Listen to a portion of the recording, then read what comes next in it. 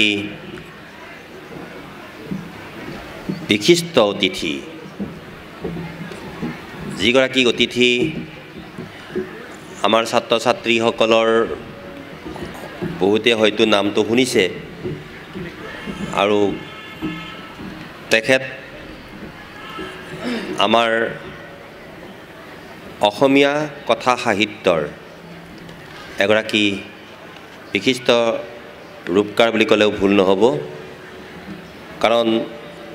কথা সাহিত্যৰ জগতত তেখেতে ইতিমধ্যে আমি সকলোৱে জানো যে সাহিত্য একাডেমি বঁটা লাভ কৰিছে তাৰোপৰি আমাৰ ছাত্ৰ ছাত্ৰীসকলে জানি সুখী হ'ব যে তেখেত এগৰাকী বিশিষ্ট চিকিৎসক আৰু তেখেতে অসম সাহিত্য সভাৰ সভাপতি হিচাপে কাৰ্যনিৰ্বাহ কৰাৰ পিছতেই তেখেতক আমি সকলোৱে জানো যে আমাৰ যিখন শ্ৰীমন্ত শংকৰদেৱ বিশ্ববিদ্যালয় আমাৰ চিকিৎসা বিশ্ববিদ্যালয় সেইখনৰ উপাচাৰ্য সন্মানীয় উপাচাৰ্য হিচাপে তেখেতে কাৰ্যনিৰ্বাহ কৰি আছে আৰু অসমৰ চিকিৎসা জগত বা বিজ্ঞান জগতত তেখেতৰ যি অভাৱনীয় যিটো উল্লেখযোগ্য অৱদান সেইখিনি কথা ক'লে বহুত সময় ল'ব কিন্তু এটা কথা ক'ব পাৰোঁ যে তেখেতে ভাষা সাহিত্য সংস্কৃতি সকলো দিশতেই তেখেতৰ যিটো অৱদান বা তেখেতৰ যিটো জ্ঞান এই গোটেইখিনি কথা আজি বক্তৃতাতে আপোনালোকে গম পাব মই আজি আমাৰ কাৰ্যকৰী সভাপতি ডাঙৰীয়াত উপস্থিত আছে আৰু উপস্থিত আছে আমাৰ জিলাৰ যিগৰাকী পৰিষদৰ অধ্যক্ষ সম্মানিতে আমাৰ মহাবিদ্যালয়ৰ অধ্যক্ষ সকলোকে মই আদৰণি জনাই মই আজি মুকলি সভাৰ সভাপতি হিচাপে আসন গ্ৰহণ কৰিছোঁ আৰু এতিয়া আছে সভাৰ যেহেতু উদ্দেশ্য ব্যাখ্যা আৰু কোনো প্ৰয়োজন নাই আমি আসন গ্ৰহণ কৰিলোঁ আমন্ত্ৰিত অতিথিৰ পৰিচয় আৰু আদৰণি পৰ্ব আৰম্ভ কৰিবৰ কাৰণে মই অধ্যাপক ডক্টৰ প্ৰসন্ন কুমাৰ নাথ ডাঙৰীয়াক অনুৰোধ জনাইছোঁ আমাৰ মাজত আজিৰ এই সভাখনি সভাপতিত্ব কৰিবৰ কাৰণে আমাৰ সোণালী জয়ন্তী উদযাপন সমিতিৰ সভাপতি তথা এগৰাকী বিশিষ্ট ঔপন্যাসিক গল্পকাৰ সাহিত্য সংগঠক অসম সাহিত্য সভাৰ প্ৰধান সম্পাদক তথা সভাপতি হিচাপে কাৰ্যনিৰ্বাহ কৰা আৰু বৰ্তমান চিপাঝাৰ বিধানসভা সমষ্টিৰ বিধায়কৰ আসন অলংকৃত কৰা মাননীয় পৰমানন্দ ৰাজবংশীদেৱক এখন গামোচাৰে মহাবিদ্যালয় পৰিয়ালৰ তৰফৰ পৰা আদৰণি জনোৱা হৈছে আৰু গামোচাৰ লগতে তেওঁক এখন আমাৰ এয়া সভাপতি মহোদয়ক গামোচা আৰু স্মৃতিগ্ৰন্থৰে আনুষ্ঠানিকভাৱে আদৰণি জনোৱা হৈছে অধ্যাপক ডক্টৰ সীমান্ত প্ৰকাশ বৰুৱাই অধ্যাপক সীমান্ত প্ৰকাশ বৰুৱাই আমাৰ সোণালী সুবাস এই 50 বছৰীয়া পৰিক্ৰমাৰ স্বাক্ষৰ তেওঁক আদৰণি জনাইছে আমাৰ মাজত আছে আমাৰ ঘৰৰ ল'ৰা সাধাৰণ আমাৰ চিপাঝাৰ মহোদয় ছাত্ৰ একতা সভাৰ সভাপতি শ্ৰীমান হৃদয় বৰুৱাই হৃদয় বৰুৱাই এয়া আমাৰ মহাবিদ্যালয় ছাত্ৰ একতা সভাৰ সভাপতি শ্ৰীমান হৃদয় বৰুৱাই ধীৰেন ডেকাক স্মৃতিগ্ৰন্থ উপহাৰ দিছে আমাৰ জয়ন্তীৰ সম্পাদক তথা মহাবিদ্যালয়ৰ অধ্যক্ষ মাননীয় ডক্টৰ প্ৰদীপ চন্দ্ৰ ডেকা ছাৰক আদৰণি জনাইছে আমি পৰৱৰ্তী পৰ্যায়ত আমাৰ আমন্ত্ৰিত ধন্যবাদ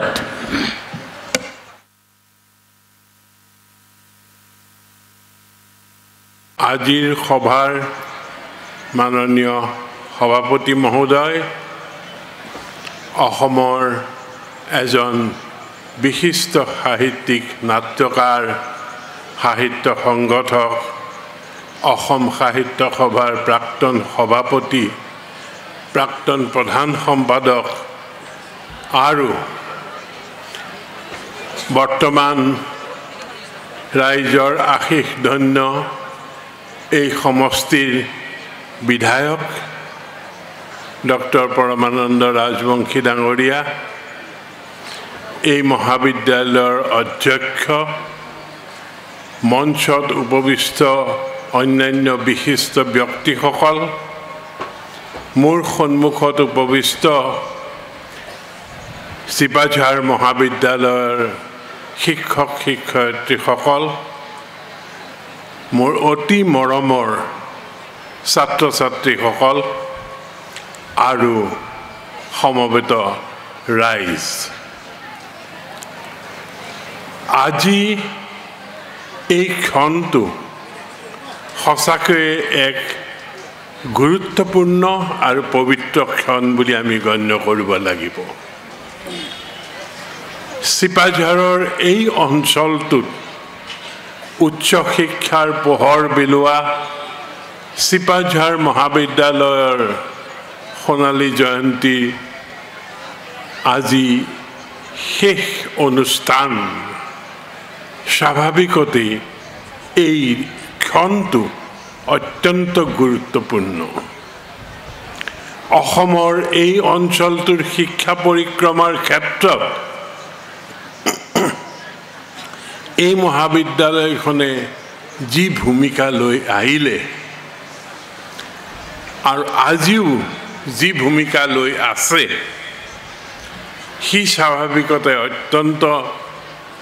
তাৎপৰ্যপূৰ্ণ আৰু আমি অতি আশান্বিত যে ভৱিষ্যতে এই মহাবিদ্যালয়ে ইয়াতকৈ আৰু গুৰুত্বপূৰ্ণ ভূমিকা গ্ৰহণ কৰিব এই অঞ্চলৰ শিক্ষাৰ ক্ষেত্ৰত। একোখন মহাবিদ্যালয় আমি দেখোঁতে কলেজ বুলি ক'লে বৰ সাধাৰণ বস্তু যেন দেখোঁ, কাৰণ আমি কলেজ দেখিছোঁ বহুত, কিন্তু ঐতিহাসিকভাৱে চাবলৈ গ'লে একোখন কলেজৰ প্ৰতিষ্ঠা আৰু সেনেকুৱা এখন কলেজৰ জৰিয়তে শিক্ষা প্ৰদান এটা অতি গুৰুত্বপূৰ্ণ বস্তু। গুৰুত্বপূৰ্ণ এইকাৰণেই যে আমাৰ ভৱিষ্যত প্ৰজন্মক এনেধৰণৰ শিক্ষা অনুষ্ঠানবিলাকে উচ্চ শিক্ষাৰে শিক্ষিত কৰি তোলে আৰু তেওঁলোকক আধুনিক যুগৰ একোজন সুনাগৰিক হিচাপে গঢ়ি তোলাত, একোজন নেতৃত্বকাৰী ব্যক্তি হিচাপে গঢ়ি তোলাত এক ডাঙৰ ভূমিকা পালন কৰে। সেই দিশৰ পৰা এই মহাবিদ্যালয়খনৰ আহিব লগা দিনবিলাকত অধিক উন্নতি হওক, অধিক ছাত্ৰ ছাত্ৰীয়ে ইয়াত অংশগ্ৰহণ কৰক, শিক্ষাৰ মানদণ্ড আৰু অধিক উন্নীত হওক, এই আশাকেই মই আজি এই বিশেষ দিনটোত কৰিছোঁ। আপোনালোক সকলোলৈকে মোৰ এটা অনুৰোধ যে আপোনালোকে নিজৰ ঐতিহ্য, ভাষা আৰু সাহিত্যৰ প্ৰতি শ্ৰদ্ধাশীল হওক। ইয়াত হয়তো বহু ছাত্ৰ ছাত্ৰী আছে যাৰ মাতৃভাষা অসমীয়া বা যাৰ মাতৃভাষা অসমৰ অন্যান্য খিলঞ্জীয়া ভাষা বা অন্যান্য ভাৰতীয় ভাষা। সকলোৱে নিজৰ মাতৃভাষাৰ প্ৰতি এক প্ৰগাঢ় ভাল পোৱা আমি আমাৰ নিজৰ মাজত সৃষ্টি কৰিব পাৰিব লাগিব। কিয় লাগিব? যে আমি যদি আমাৰ মাতৃভাষাটোক জৰিয়তে আমি নিজৰ চিনাকি নিদিওঁ, তেতিয়াহ'লে এই পৃথিৱীত আমাৰ চিনাকিয়ে হেৰাই যাব। আৰু এই পৃথিৱীত আমাৰ চিনাকি থকাটো অত্যন্ত গুৰুত্বপূৰ্ণ কথা। চিনাকি থাকিলেহে মানুহে সন্মান পায়, চিনাকি নাথাকিলে মানুহে সন্মান নাপায়। কিন্তু আৰু এই চিনাকি গঢ়ি তুলিবলৈ হ'লে আমি আমাৰ নিজস্ব মাতৃভাষাক ভাল পাব লাগিব, শ্ৰদ্ধা কৰিব লাগিব আৰু ইয়াৰ প্ৰতি আমি আনুগত্য দেখুৱাবলৈ অসমত অসমীয়া ভাষাক আমি ইতিমধ্যেই সকলো অসমবাসীয়ে এক নিজস্ব ভাষা হিচাপে গ্ৰহণ কৰিছোঁ আমাৰ মাতৃভাষা নহ'লেও ইয়াক আমি দ্বিতীয় প্ৰধান ভাষা হিচাপে গ্ৰহণ কৰিছোঁ সেই দিশৰ পৰা অসমীয়া ভাষা ভালদৰে জনা আৰু ইয়াত ব্যুৎপত্তি থকাত অতি গুৰুত্বপূৰ্ণ আৰু আহিব লগা দিনবিলাকত শৈক্ষিক দিশৰ পৰাও এইটো আৰু গুৰুত্বপূৰ্ণ হৈছে কাৰণ ইতিমধ্যে আপোনালোকে বাতৰি কাকতত হয়তো পঢ়িছে বা বিভিন্ন কথাত শুনা পাইছে যে ভাৰতবৰ্ষত ক্ৰমে ক্ৰমে স্থানীয় ভাষাবিলাকত উচ্চ শিক্ষা প্ৰদান কৰাৰ এক সিদ্ধান্ত গ্ৰহণ কৰা হৈছে আৰু নতুন শিক্ষানীতিত ই অন্তৰ্ভুক্ত হৈ পৰিছে হয় আমি আজিৰ পৃথিৱীত আমি ইংৰাজী খুব ভালকৈ জানিব লাগিব কিন্তু আমাৰ মূল ভাষা শিক্ষাৰ মূল ভাষা যদি অসমীয়া বা স্থানীয় ভাষা হয় তেতিয়াহ'লে এইটো নিশ্চিত যে আমাৰ শিক্ষাৰ মানদণ্ড বহুতখিনি উন্নত হৈ পৰিব আনকি এনেকুৱাও হৈছে যে কাৰিকৰী শিক্ষা যেনে মেডিকেল শিক্ষা এই দিশতো স্থানীয় ভাষাত শিক্ষা দিয়াটো অসমীয়া ভাষাত শিক্ষা দিয়াটো এটা নীতিগত সিদ্ধান্ত ভাৰত চৰকাৰৰ সিদ্ধান্তৰ আধাৰত প্ৰধানমন্ত্ৰীৰ সিদ্ধান্তৰ আধাৰত অসমতো গ্ৰহণ কৰা হৈছে অসম চৰকাৰে ইয়াক গ্ৰহণ কৰিছে আৰু ইউনিভাৰ্চিটিৰ স্বাস্থ্য বিজ্ঞান বিশ্ববিদ্যালয়ৰ তৰফৰ পৰা অসমীয়া ভাষাত আমি পাঠ্যপুথি প্ৰস্তুত কৰাৰ কাম আৰম্ভ কৰিছোঁ আগতে আমাৰ ধাৰণা আছিলে যে অসমীয়াত পঢ়ি কেনেকৈ পঢ়িব কি পঢ়িব পঢ়ি পেলাই কিবা শিকিব জানো ডাক্তৰ হ'ব পাৰিবনে ভাল ডাক্তৰ হ'ব পাৰিবনে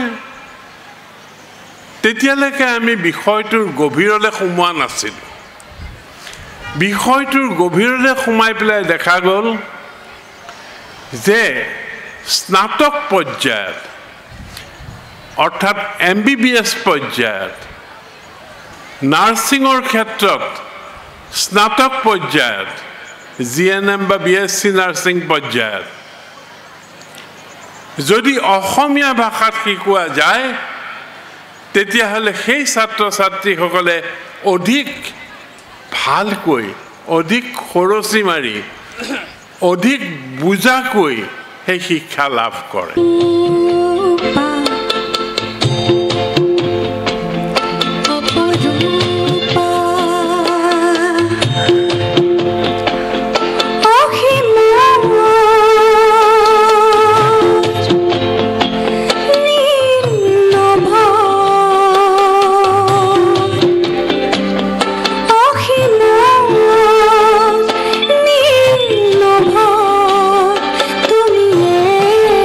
তুমি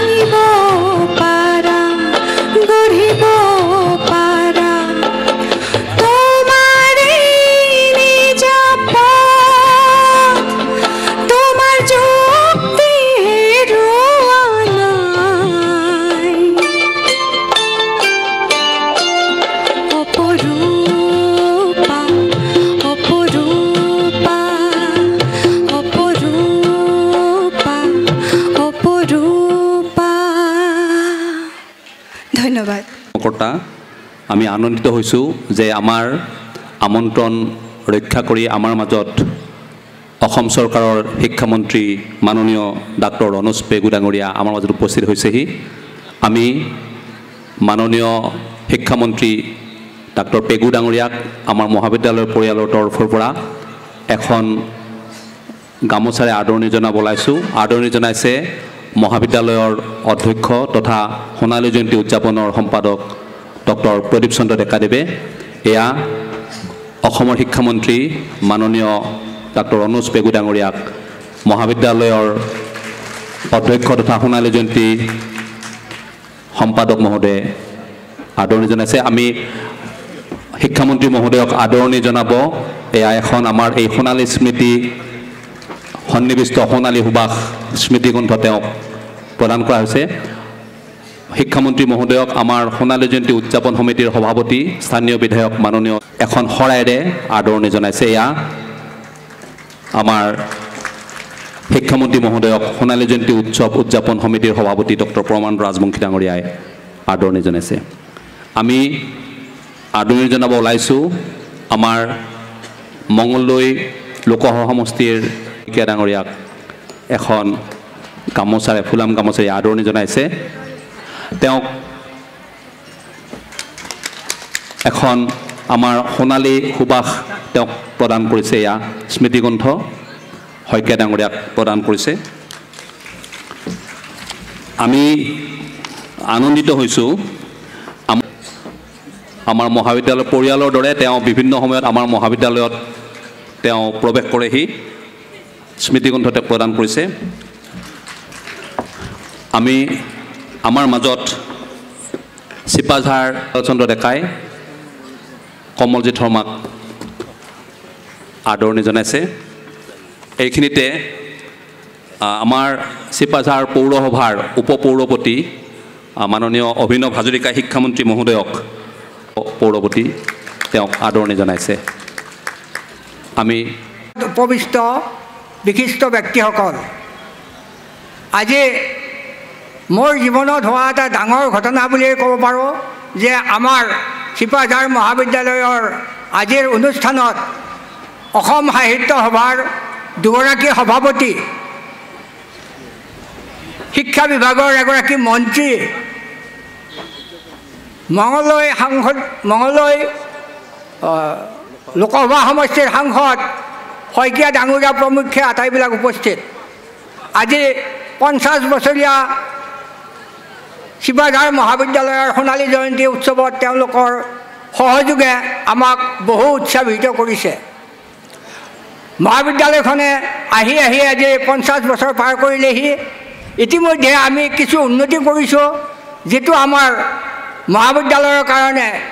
অতি আৱশ্যকীয় হৈ থকা বস্তু। সেইটো বিষয়ে ক'ব খুজিছোঁ। সেইটো বিষয়ে মাননীয় শিক্ষামন্ত্ৰী ডাঙৰীয়া, সাংসদ ডাঙৰীয়া আৰু ইয়াত উপস্থিত থকা বিশিষ্টসকলক অনুৰোধ জনাব খুজিছোঁ যে আমি আহি কিছু দূৰ পালেও আমাৰ এটা প্ৰেক্ষাগৃহ তথা অডিটৰিয়ামৰ বৰ আৱশ্যক। আশা কৰোঁ মাননীয় শিক্ষামন্ত্ৰী ডাঙৰীয়া তথা সাংসদ মহোদয়ে অনতিপলমে আমাৰ এই অভাৱটি পূৰণ কৰিব। বিশেষকৈ চিপাঝাৰ কলেজ তথা চিপাঝাৰৰ ৰাইজৰ হৈ মই এই অনুৰোধ জনাই তেওঁলোকক ইয়াত উপস্থিতিৰ কাৰণে কৃতজ্ঞতা জনাই সামৰিছোঁ। ধন্যবাদ। চিপাঝাৰ মহাবিদ্যালয়ৰ সোণালী জয়ন্তী বৰ্ষৰ এই 3দিনীয়া কাৰ্যসূচীৰ মূল কাৰ্যসূচী আজি মুকলি সভাৰ সন্মানীয় সভাপতি তথা সোণালী জয়ন্তী উৎসৱ উদযাপন সমিতিৰো সন্মানীয় সভাপতি, চিপাঝাৰ সমষ্টিৰ জনপ্ৰিয় বিধায়ক, অসম সাহিত্য সভাৰ প্ৰাক্তন সভাপতি শ্ৰদ্ধেয় ডক্টৰ পৰমানন্দ ৰাজবংশী ডাঙৰীয়া, আমাৰ আমন্ত্ৰণ ক্ৰমে সুদূৰ মাজবাটৰ এখন সভা ততাতৈয়াকৈ সম্পন্ন কৰি আজি এই সভাত মুখ্য অতিথিৰ আসন অলংকৃত কৰা অসমৰ ৰাজনৈতিক ক্ষেত্ৰখনৰে নহয়, অসমৰ শৈক্ষিক বিদ্যায়তনিক আৰু অসমৰ সামাজিক ক্ষেত্ৰখনক বলিষ্ঠ নেতৃত্ব দিয়া অসম চৰকাৰৰ সন্মানীয় শিক্ষামন্ত্ৰী শ্ৰদ্ধেয় ডক্টৰ ৰণোজ পেগু ডাঙৰীয়া, আমাৰ মাজত উপস্থিত থকা অসম সাহিত্য সভাৰ প্ৰাক্তন সভাপতি পৰম শ্ৰদ্ধাৰ ডক্টৰ ধ্ৰুৱজ্যোতি বৰাদেউ, আমাৰ মাজত উপস্থিত থকা মঙলদৈ বিধানসভা সমষ্টিৰ প্ৰাক্তন বিধায়ক তথা অসম মীন উন্নয়ন নিগমৰ সন্মানীয় অধ্যক্ষ, আমাৰ এই অঞ্চলৰ সকলোৰে মৰমৰ শ্ৰদ্ধাৰ শ্ৰী গুৰুজ্যোতি দাস ডাঙৰীয়া, আমাৰ মাজত উপস্থিত থকা এই মহাবিদ্যালয়ৰ অৱসৰী উপাধ্যক্ষ আৰু এই উদযাপন সমিতিৰ কাৰ্যকৰী সভাপতি শ্ৰদ্ধেয় নাথ ডাঙৰীয়া, আমাৰ মাজত উপস্থিত থকা দৰং জিলা পৰিষদৰ সন্মানীয় অধ্যক্ষ ডেকা ডাঙৰীয়া, সমন্বিতে মঞ্চত উপবিষ্ট অন্যান্য বিশিষ্ট ব্যক্তিসকল,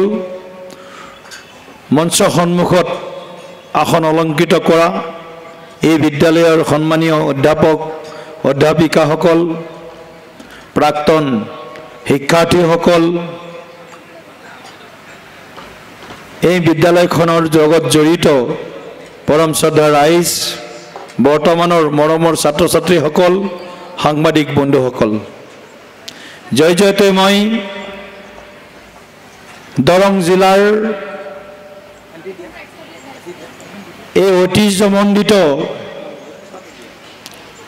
চিপাঝাৰ মহাবিদ্যালয়খনৰ সোণালী জয়ন্তীৰ শুভক্ষণত চিপাঝাৰ মহাবিদ্যালয়ৰ শৈক্ষিক পৰিয়ালৰ প্ৰতিগৰাকী সদস্যাক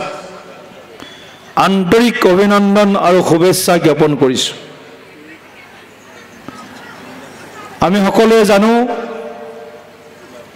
যে দৰং জিলাৰ অন্যতম এখন শৈক্ষিক অগ্ৰণী শিক্ষানুষ্ঠান হিচাপে চিপাঝাৰ মহাবিদ্যালয়ে 50 বছৰৰ সোণালী যাত্ৰা অতিক্ৰম কৰিলে আৰু আমি অত্যন্ত আনন্দিত যে এই মহাবিদ্যালয়খনৰ পৰা বহুতো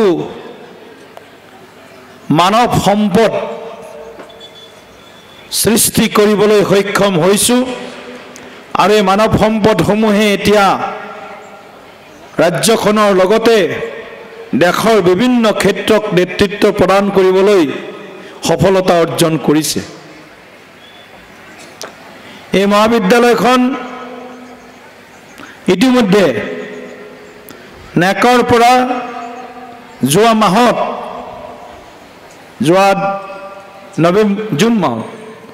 জুন মাহত B++ মৰ্যাদা লাভ কৰিছে, স্বীকৃতি লাভ কৰিছে। এইটো আমাৰ কাৰণে অত্যন্ত মহাবিদ্যালয়ৰ সোণালী জয়ন্তী উদযাপনৰ সামৰণি অনুষ্ঠানৰ শেষ কাৰ্য মুকলি সভাৰ সভাপতি তথা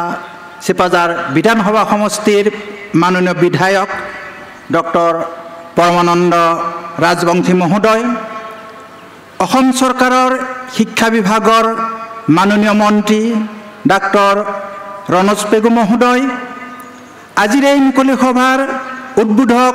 বিশিষ্ট কথাশিল্পী শংকৰদেৱ স্বাস্থ্য বিজ্ঞান বিশ্ববিদ্যালয়ৰ উপাচাৰ্য ডক্টৰ ধ্ৰুৱজ্যোতি বৰা মহোদয়, আজিৰ সভাৰ বিশিষ্ট অতিথি মংগলদৈ লোকসভা সমষ্টিৰ সাংসদ শ্ৰী দিলীপ শইকীয়া ডাঙৰীয়া, আমন্ত্ৰিত অতিথি দৰং জিলা পৰিষদৰ সভাপতি ধীৰেন্দ্ৰ ডেকা ডাঙৰীয়া, চিপাঝাৰ ৰাজহ চক্ৰৰ চক্ৰ বিষয়া শ্ৰী কমলজিৎ শৰ্মা ডাঙৰীয়া, সোণালী জয়ন্তী উদযাপন সমিতিৰ কাৰ্যকৰী সভাপতি বিদ্যাৰাম নাথ ডাঙৰীয়া, আমাৰ মাজত উপস্থিত থকা অসম মীন উন্নয়ন বিভাগৰ অধ্যক্ষ গুৰুজ্যোতি দাস ডাঙৰীয়া, চিপাঝাৰ মহাবিদ্যালয়ৰ প্ৰাক্তন তথা বৰ্তমানৰ অধ্যাপক অধ্যাপিকাসকল, ছাত্ৰ ছাত্ৰীসকল, আমাৰ শ্ৰদ্ধাৰ ইয়াত উপস্থিত থকা সাংবাদিক বন্ধুসকল, আমাৰ মহাবিদ্যালয় পৰিয়াললৈ সততে দিহা পৰামৰ্শ আগবঢ়াই থকা মোৰ শ্ৰদ্ধাভাজন ৰাইজ, শিক্ষানুৰাগী সেইসকল মহান ব্যক্তি যিসকলৰ কায়িক আৰু মানসিক কষ্ট, প্ৰচেষ্টা আৰু অহপুৰুষাৰ্থৰ ফলত এই জ্ঞানৰ মন্দিৰ গঢ়ি উঠিছিল, সেইসকল জীৱিত অথবা স্বৰ্গপ্ৰাপ্ত আটাইলৈ সশ্ৰদ্ধ প্ৰণাম যাচিছোঁ। হে সুধী সমাজ, 1971 চনৰ 16 আগষ্টত স্থাপিত হোৱা চিপাঝাৰ মহাবিদ্যালয়ে যদিও 2021 চনৰ 16 আগষ্টৰ 15 বছৰ অতিক্ৰম কৰিলে, কেতবোৰ বিশেষ কাৰণত এই অনুষ্ঠানটি পিছুৱাবলগীয়া হ'ল। ইয়াৰ প্ৰধান কাৰণটো আছিল সমগ্ৰ বিশ্বতে কোভিড-19 অতি মহামাৰীয়ে সৃষ্টি কৰা বিভীষিকা। কোভিড-19ৰ ভয়াৱহ সমস্যাবোৰ সাম কটাৰ পিছত অসম চৰকাৰৰ শিক্ষা বিভাগৰ নিৰ্দেশৰ প্ৰতি সঁহাৰি জনাই নেকৰ পৰিদৰ্শনৰ তৃতীয় চক্ৰৰ বাবে মহাবিদ্যালয়ৰ অধ্যাপক অধ্যাপিকা কৰ্মচাৰীসকল, প্ৰাক্তন আৰু বৰ্তমানৰ ছাত্ৰ ছাত্ৰী সকলোৱে ব্যস্ত হ'বলগীয়া হয়। এইখিনিতে আপোনালোকক জনাবলৈ পাই সুখী হৈছোঁ যে আমাৰ মহাবিদ্যালয়খনে নেকৰ পৰিদৰ্শন কালত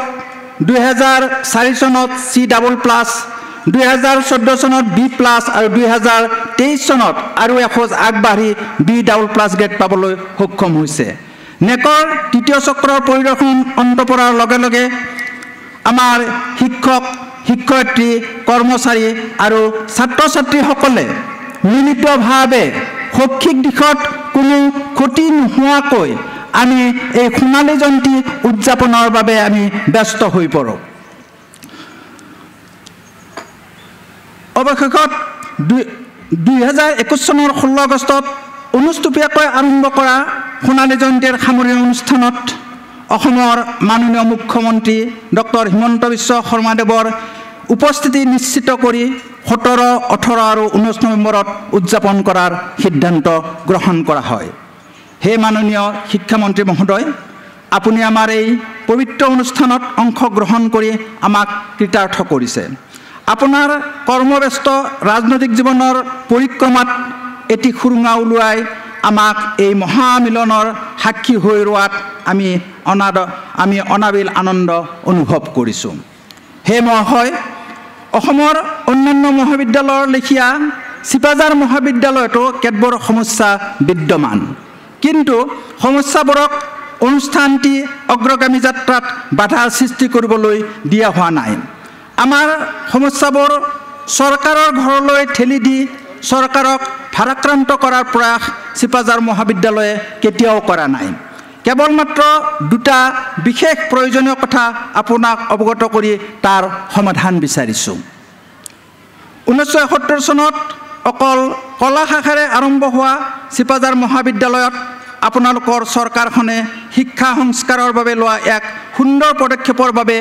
2018-19 বৰ্ষৰ পৰা বিজ্ঞান শাখা আৰম্ভ কৰিবলৈ অনুমতি পাওঁ। চিপাঝাৰবাসীয়ে বহুত দিনৰ পৰাই অপেক্ষা কৰি থকা এই বিজ্ঞান শাখাৰ বাবে সদায়ে কৃতজ্ঞ হৈ ৰ'ব। বৰ্তমান সময়ত নতুন শিক্ষানীতি NEP 2020 সঠিকভাৱে ৰূপায়ণ কৰিবলৈ আমাৰ মহাবিদ্যালয়ত বাণিজ্য শাখাৰ অভাৱ বাৰুকৈয়ে অনুভৱ কৰিছোঁ। ইতিমধ্যে অসম চৰকাৰৰ উচ্চ শিক্ষা সঞ্চালকৰ পৰা পোৱা 22/7/2022 এক চিঠিৰ প্ৰতি সঁহাৰি জনাই মহাবিদ্যালয়ৰ বিভিন্ন নথিপত্ৰ বিভাগীয়ভাৱে প্ৰেৰণ কৰা হৈছে। আশা কৰোঁ এই বাণিজ্য শিক্ষাৰ সূচনাই মহাবিদ্যালয়খনৰ লগতে বৃহত্তৰ অঞ্চলটিলৈ শিক্ষাৰ এক শৈক্ষিক প্ৰগতিৰ ধাৰা বোৱাই আনিব। হে মহাশয়, কলা সংস্কৃতিৰে ভৰপূৰ এই চিপাঝাৰ অঞ্চল এটি সাংস্কৃতিকভাৱে উন্নত অঞ্চল বুলি অসমৰ বিদ্যুৎ মহলে স্বীকৃতি দিয়া আহিছে কিন্তু এই বৃহৎ অঞ্চলটিত এটি সাংস্কৃতিক প্ৰেক্ষাগৃহৰ অভাৱ বাৰুকৈ অনুভৱ কৰা যায় যি অভাৱ আমি চিপাঝাৰ মহাবিদ্যালয় অনুভৱ কৰি আহিছোঁ সেয়ে এটি উন্নত মানৰ সাংস্কৃতিক প্ৰেক্ষাগৃহ নিৰ্মাণৰ অৰ্থে অসম চৰকাৰৰ শিক্ষা বিভাগলৈ ইতিমধ্যে আমি যাৱতীয় নথিপত্ৰ প্ৰেৰণ কৰিছোঁ আমি এই শুভক্ষণত আশা কৰিছোঁ এই প্ৰেক্ষাগৃহ নিৰ্মাণৰ ক্ষেত্ৰতো আপোনাৰ অনুমতিয়ে বিশেষ গুৰুত্ব লাভ কৰিব সেয়ে ওপৰত উল্লেখ কৰা এই দুটি আবেদনৰ প্ৰতি আপোনাৰ ইতিবাচক সঁহাৰি লাভ কৰিম বুলি আমি পৰম আশাবাদী শেষত আজিৰ এই সোণালীক্ষণত ব্যস্ততাৰ মাজতো আমাৰ মাজত উপস্থিত থকা আজিৰ সভাৰ উদ্বোধক ডাক্তৰ বৰাদেৱলৈ আন্তৰিক কৃতজ্ঞতা জ্ঞাপন কৰিছোঁ লগতে আমাৰ মাজত উপস্থিত থকাৰ বাবে আমি কৃতজ্ঞতা জ্ঞাপন কৰিছোঁ মঙ্গলদৈ লোকসভা সমষ্টিৰ সাংসদ শ্ৰী দিলীপ শইকীয়া ডাঙৰীয়াক আমাৰ মাজত উপস্থিত থকা ৰাজহ চক্ৰ বিষয়া ডাঙৰীয়াক আমাৰ মাজত উপস্থিত থকা দৰং জিলা পৰিষদৰ সভাপতি ডাঙৰীয়াক আৰু আমাৰ মাজত উপস্থিত থকা অসম উন্নয়ন মীন বিভাগৰ অধ্যক্ষ গুৰুজ্যোতি দাস ডাঙৰীয়াক লগতে আমাৰ এই অনুষ্ঠানটিলৈ সহায় সহযোগ আগবঢ়োৱা সকলো ধৰণৰ সহযোগ আৰ্থিক আৰু শাৰীৰিক এই সকলো সহায়ৰ হাত আগবঢ়োৱা আমাৰ মহাবিদ্যালয়ৰ শিক্ষক শিক্ষয়িত্ৰী ছাত্ৰ বন্ধু সাংবাদিক তথা শুভকাংক্ষী ৰাইজলৈ মই আমাৰ কৃতজ্ঞতা জনাই এই চমু আদৰণি বক্তব্য মই সামৰণি মাৰিছোঁ ধন্যবাদ সাংসদ দিলীপ কুমাৰ শইকীয়া ডাঙৰীয়া আমাৰ স্থানীয় বিধায়ক পৰমানন্দ ৰাজবংশী ডাঙৰীয়া আমাৰ মাজত উপস্থিত থকা অসমৰ প্ৰথিতযশা কথা সাহিত্যিক তথা অসম সাহিত্য সভাৰ প্ৰাক্তন সভাপতি মোৰ জ্যেষ্ঠজন ডক্টৰ ধ্ৰুৱজ্যোতি বৰা ডাঙৰীয়া এই মহাবিদ্যালয়ৰ অধ্যক্ষ প্ৰদীপ ডেকা ডাঙৰীয়া উদযাপন সমিতিৰ উপসভাপতি বিদ্যাধৰ নাথ ডাঙৰীয়া প্ৰমুখ্যে মহাবিদ্যালয়ৰ শিক্ষাগুৰুসকল ছাত্ৰ ছাত্ৰীসকল কৰ্মচাৰীসকল আৰু উপস্থিত ৰাইজ আপোনালোক সকলোকে মোৰ ফালৰ পৰা নমস্কাৰ জনাইছোঁ এবাৰ মোৰ এখন বিশেষ সভাৰ অভিজ্ঞতা হৈছিল সভাখনত এজন VIP আছিল মই নামটো নকওঁ কিন্তু সভাৰ মঞ্চ পেণ্ডেল এনেধৰণে সজা হ'ল যে যিখিনি মানুহ মানে প্ৰেক্ষাগৃহত বহি আছে তেওঁলোকে ৰদৰ উত্তাপত তেওঁলোক বহি থাকিব নোৱাৰা অৱস্থা হৈছে মিটিংখন আৰম্ভ হৈছে প্ৰায় একদম 11টা বজাত উপায় নাপায় একাংশ মানুহ উঠি গ'ল VIP জনে অলপ অপমান বোধ কৰিলে এইটোক লৈ বহুত চৰ্চা হ'ল কিন্তু মই অধ্যয়ন কৰি দেখিলোঁ যে ৰাইজৰ গাতো দুখ নাই VIPৰ গাতো দুখ নাই দুখটো আমাৰ মঞ্চ সজা মানুহখিনিৰ গাত দুখ আমি অকণমান মঞ্চটো সাজোতে অন্য কিছুমান বিষয়বস্তু চাওঁ যে এইফালে আমাৰ ঘৰটো আছে এইফালে ৰাস্তাটো আছে আৰু তাৰ কাৰণে মঞ্চ যদিও সাজিলোঁ যদিও পেণ্ডেল দিয়া হ'ল পেণ্ডেলত ছাঁ নপৰিলে গোটেই ৰদে পৰিলে এতিয়া মই সন্মুখত গোটেই চকীখিনি খালী হৈ আছে সভাত মানুহ আছে আৰু ঠাণ্ডা দিন বেলি ডুবিবলৈ আজি যিটো আগলি বতৰা আজিৰ ছানছেট টাইম হ'ল 4:28 তাৰমানে এতিয়া আৰু 45 মিনিট সময় বাকী আছে কিন্তু ৰ'দ এনেকুৱা যে মঞ্চৰ ইটো মূৰৰ পৰা ৰদ সোমাই গৈ সিটো মূৰ পাইছেগৈ মই সেই VIP মিটিংখনৰ পাছত মই য'তে যাওঁ মানুহক মই সদায় সেই কথাটো মনত পেলাই কওঁ যে মঞ্চ সাজোতে ৰাস্তাটো নাচাব ঘৰটো নাচাব বেলি কোনফালৰ পৰা ওলাই কোনফালে পৰে সেইটো চাব যাতে সভাত বহা মানুহখিনিৰ গাত মুখত চকুত যাতে ৰদ নপৰে তেনেকুৱাকৈ বনাওক আজিও মই আহি পেলাই কৈছোঁ কোনোবাই বেয়া পালেও মই কৈ থৈ যাম এইখন ফিল্ডত যদি ভৱিষ্যতে মিটিং পাতে আৰু এনেকুৱা নৱেম্বৰ মাহত মিটিং পাতে এই মঞ্চটো সেই প্ৰদৰ্শনীৰ ফালে দিয়া হ'লে আমাৰ একো সমস্যাই নহ'ল মঞ্চটো অকণমান ঘূৰাই এই কলেজখনৰ ষ্টেডিয়ামৰ ফালে যদি মুখ কৰি দিলোহেঁতেন কাৰো গাত এটোপাল অকণমানো ৰদ নপৰিলেহেঁতেন গতিকে এই কথাটো চিপাঝাৰ কলেজে ভৱিষ্যতৰ কাৰণে মনত ৰাখিব যাতে ইয়াত আমি ৰ'দটো কোনফালৰ পৰা ওলাই কোনফালে পৰে আৰু ৰাতিৰ ফাংচনৰ কাৰণে যদি পাতিছে তেতিয়াতো কথাই নাই তেতিয়া ৰ'দৰ প্ৰশ্নই নাহে গতিকে এই কথাখিনি মনত ৰাখিব দ্বিতীয় কথাটো হ'ল মই আচলতে ৰূপালী জয়ন্তী সোণালী জয়ন্তীৰ নামত মিটিং পতা আৰু সাংস্কৃতিক সন্ধিয়া পথাৰ মই বিৰোধী মানুহ মোৰ সমষ্টিত মোৰ অনুষ্ঠান প্ৰতিষ্ঠানবিলাকে মোৰ পৰা ভাল সঁহাৰি নাপায় মোৰ যুক্তিটো এইটোৱেই যে আমি 50টা বছৰ সম্পূৰ্ণ কৰিছোঁ আৰু এই 50টা বছৰ সম্পূৰ্ণ কৰিছোঁ আমাৰ আগৰ কিছুমান মানুহে কৰি থৈ যোৱা দুখ কষ্ট তেওঁলোকৰ শ্ৰম তেওঁলোকৰ পুঁজি ব্যয়ৰ কাৰণে আমি এই অৱস্থাত আহিছোঁ আজি মহাবিদ্যালয়খনত চিপাঝাৰ মহাবিদ্যালয়ৰ যিখিনি মই আন্তঃগাঁথনি দেখা পাইছোঁ যিসকল লোকে এই আন্তঃগাঁথনি গঢ় দিয়াত অৱদান আগবঢ়াইছে সেই লোকসকলক জানা অজানা সেই ব্যক্তিসকলক মই মোৰ গভীৰ শ্ৰদ্ধাঞ্জলি জ্ঞাপন কৰিছোঁ আৰু তেখেতসকলৰ স্মৃতি যাতে মহাবিদ্যালয়খনে সদায় যুগমীয়া কৰি ৰাখে তাৰ কাৰণে মই আহ্বান জনাইছোঁ মহাবিদ্যালয়লৈ সোমাই আহোঁতে ধুনীয়া এশাৰী গছ নাহৰ গছ কোনে ৰুইছে মই নাজানো কিন্তু যিসকল ব্যক্তিয়ে এই গছখিনি ৰুই গৈছে সেই ব্যক্তিসকলক শ্ৰদ্ধাৰে মই স্মৰণ কৰিছোঁ আজি 50টা বছৰত ভৰি দিছোঁ আমাৰ দায়িত্ব কি কৰ্তব্য কি অহা 50টা বছৰৰ কাৰণে এটা পৰিকল্পনা কৰি কিছুমান কাম কৰি থৈ যোৱা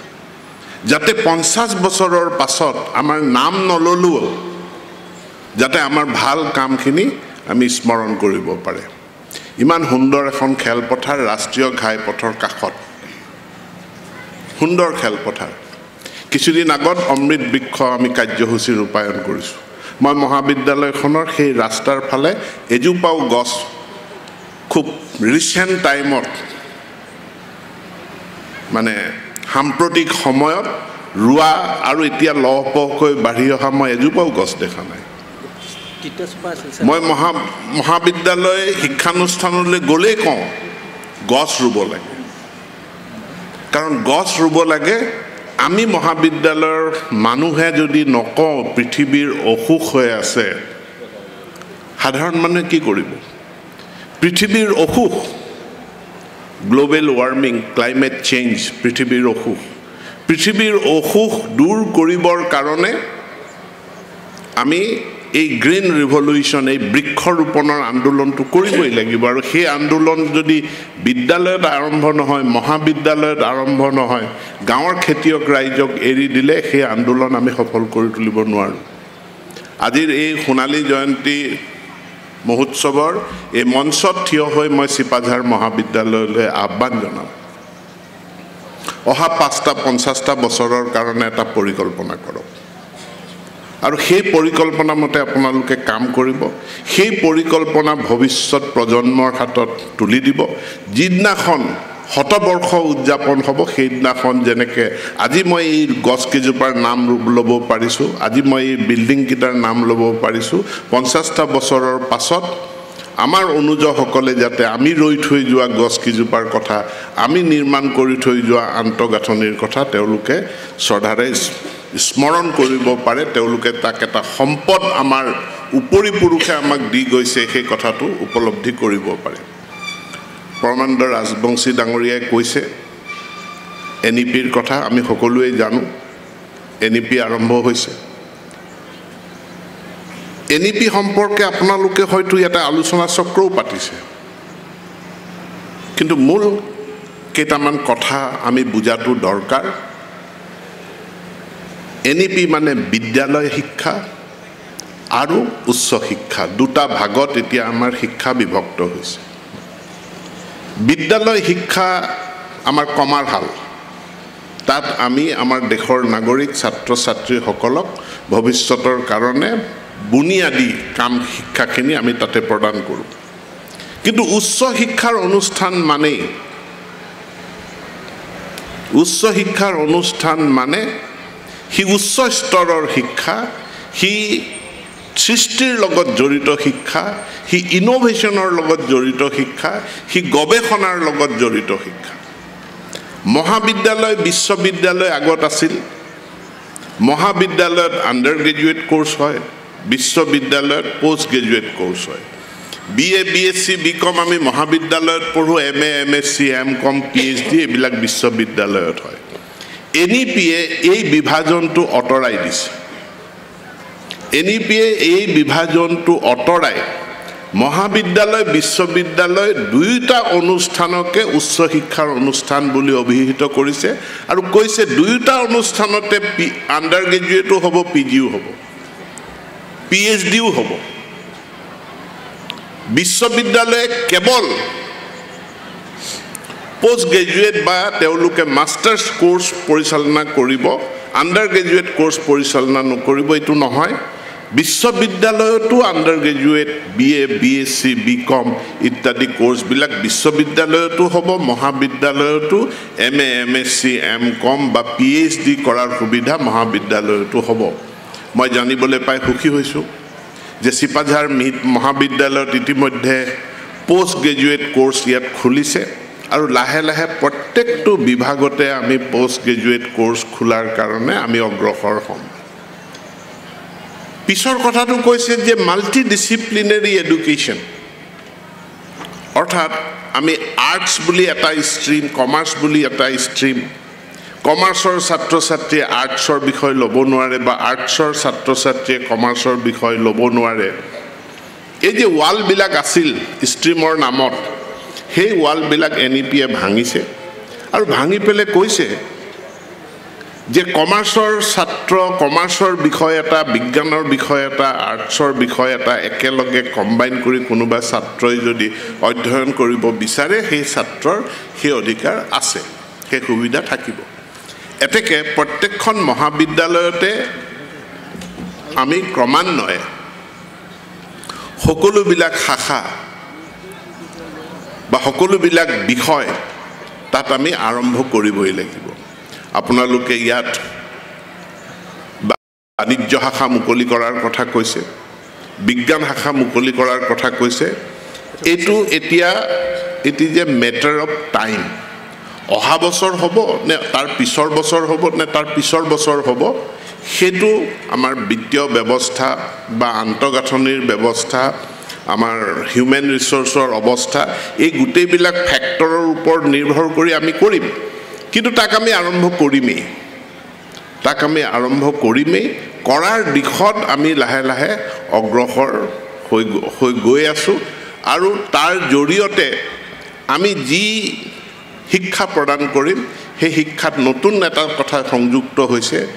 হেতু হল যে আমাৰ মহাবিদ্যালয়সমূহ আমি বিভিন্ন কোৰ্স চলাই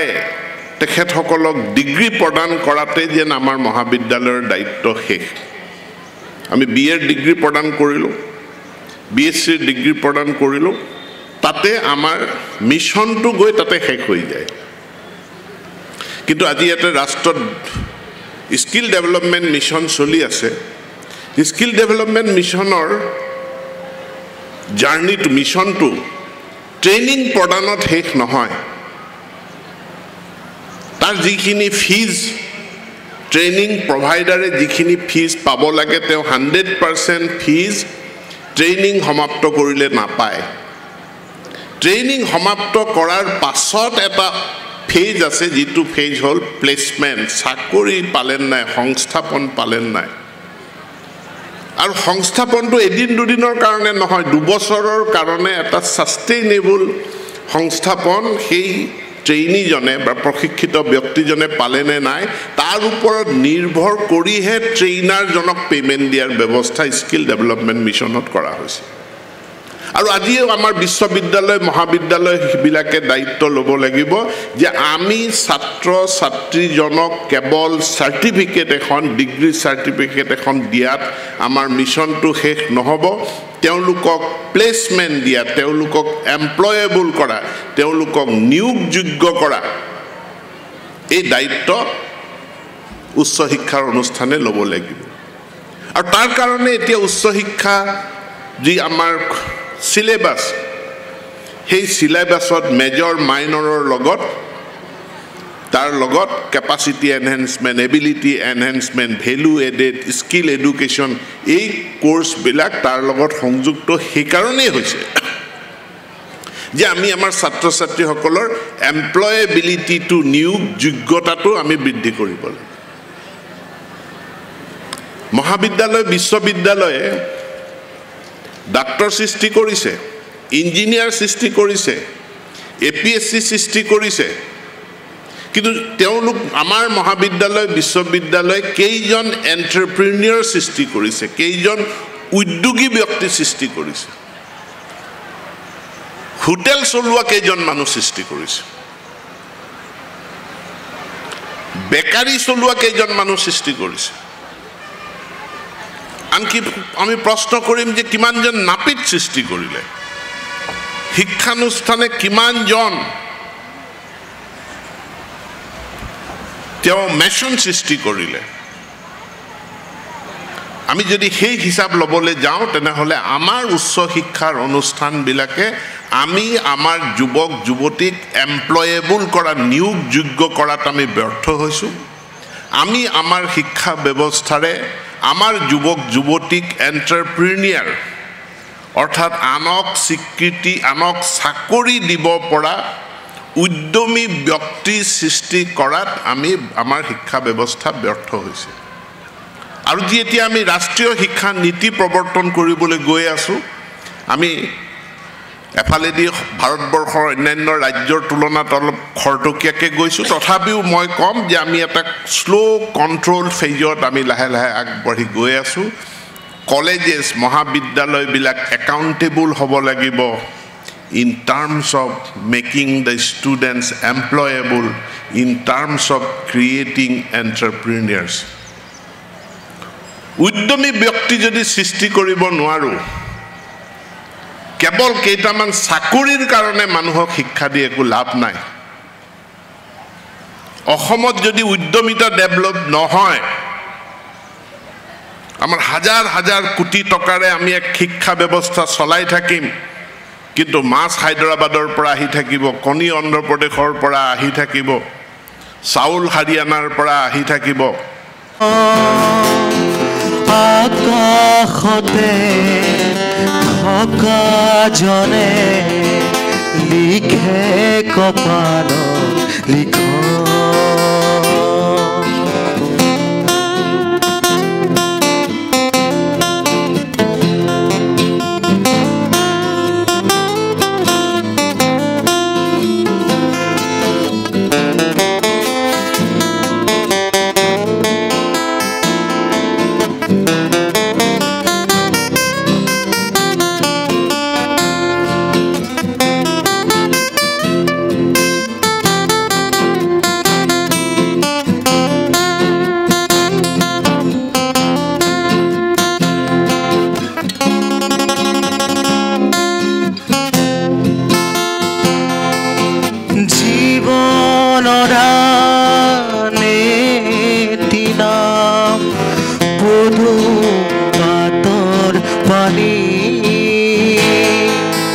প্রভাতে যে কাল সন্ধিয়া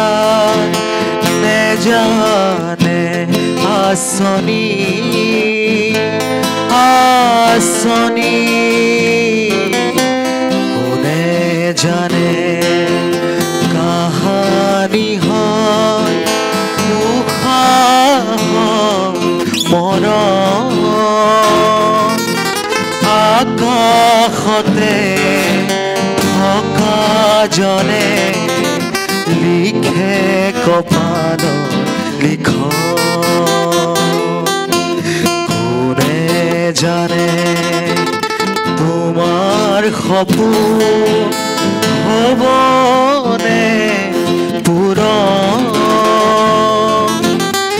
আকাশতে থকা জনে লিখে কপালৰ লিখন আকাশতে থকা জনে লিখে কপালৰ লিখন লিখে কপালৰ লিখন লিখে কপালৰ লিখন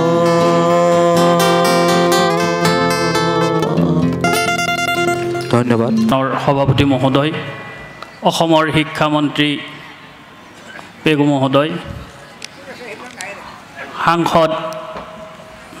মহোদয় দৰং জিলা পৰিষদৰ সভাপতি মহোদয় মহাবিদ্যালয় অধ্যক্ষ মহোদয় মঞ্চত উপস্থিত বিশিষ্ট ব্যক্তিসকল আৰু সভাগৃহত উপস্থিত মোৰ শ্ৰদ্ধাৰ গুণী জ্ঞানী ব্যক্তিসকল আমাৰ মহাবিদ্যালয়ৰ তৰফৰ পৰা যোৱা 3টা বছৰত আমাৰ প্ৰাচীৰ পত্ৰিকাৰ প্ৰতিযোগিতা এখনি পাতি থকা হৈছিল এইবেলিও সোণালী জয়ন্তী উপলক্ষে এই প্ৰতিযোগিতা আমি অনুষ্ঠিত কৰিছিলোঁ প্ৰতিযোগিতাৰ পতাৰ উদ্দেশ্যটো আছিল সোণালী জয়ন্তী উপলক্ষে আৰু সেই কাৰণে সোণালী জয়ন্তীৰ সামৰণি অনুষ্ঠানটোত আমি প্ৰতিযোগিতাৰ ফলাফলসমূহ ঘোষণা কৰিবলৈ ওলাইছোঁ মই বন্ধ কামত আমাৰ বিচাৰকদ্বয়ে দি যোৱা ফলাফল মই আপোনালোকৰ আগত মই দিবলৈ ওলাইছোঁ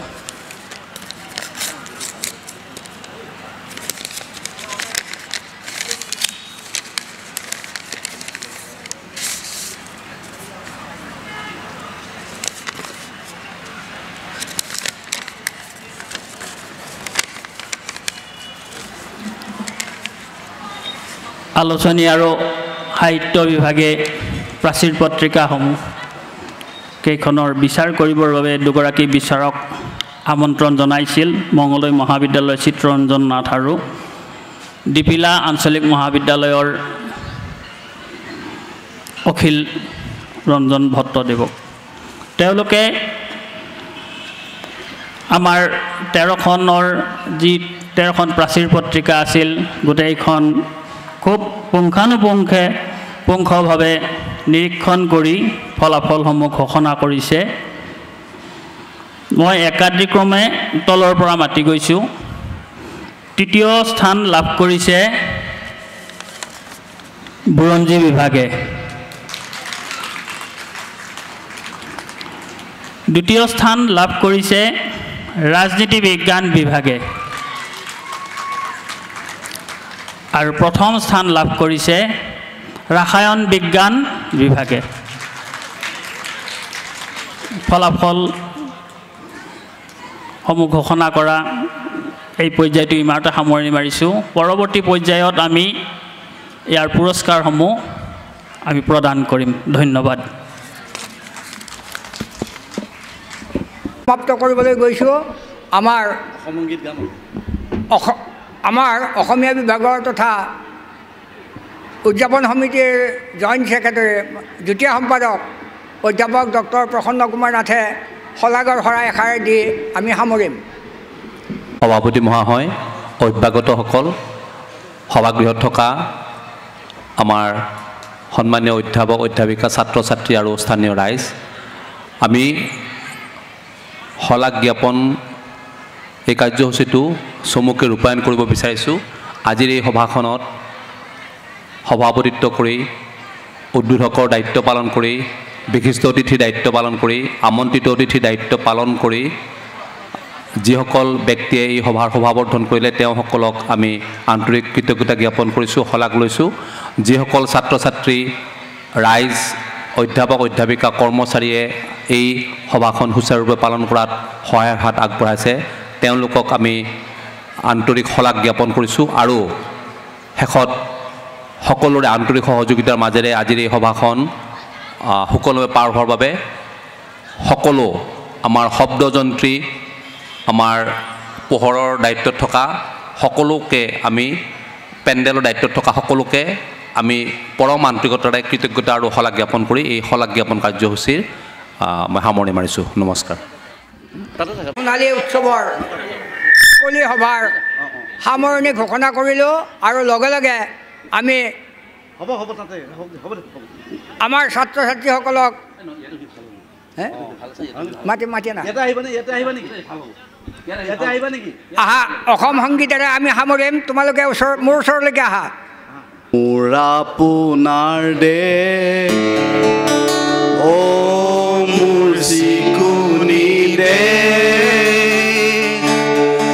এনেখন শুৱলা এনেখন সুপলা এনেখন মৰমৰ দে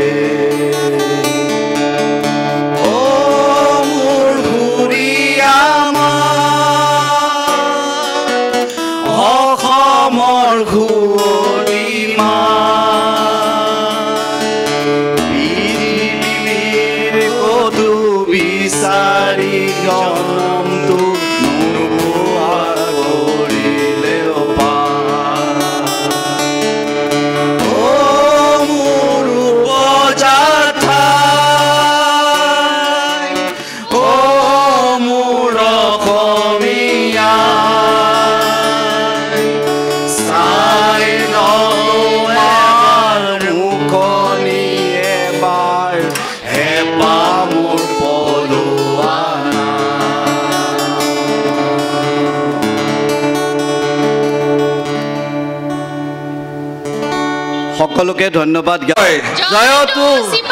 জয়তু চিপাঝাৰ মহাবিদ্যালয় জয় জয়তু চিপাঝাৰ মহাবিদ্যালয় জয় জয় আই অসম জয় আই অসম ধন্যবাদ